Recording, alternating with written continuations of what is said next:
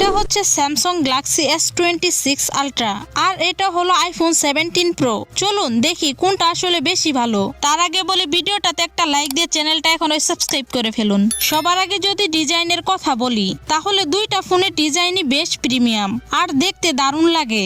দুইটাতে aluminium frame ব্যবহার করা হয়েছে, তাই হাতে নিলে প্রিমিয়াম ফিল পাওয়া যায়। এবার ডিসপ্লের কথা বলি, S26 আলট্রার ভেতরে আপনি পাচ্ছেন 10 বিটের সুপার অ্যামোলেড প্যানেল, সাথে আছে নতুন প্রাইভেসি স্ক্রিন ফিচার। অন্যদিকে আইফোন 17 প্রোতে OLED প্যানেল ব্যবহার করা হয়েছে, যেটা মূলত স্যামসাংই তৈরি করে থাকে। এবার আসি ক্যামেরা সেকশনে। এখানে আমি সরাসরি বলবো ফটো কোয়ালিটি এবং জুমের ক্ষেত্রে S26 আলট্রা একটু এগিয়ে, তবে ভিডিও কোয়ালিটি আর স্টেবিলাইজেশনের দিক থেকে আইফোন 17 প্রো একটু সেরা। পারফরমেন্সের কথা বললে নো ডাউট দুইটা ফোনে অনেক শক্তিশালী চিপসেট ব্যবহার করা হয়েছে।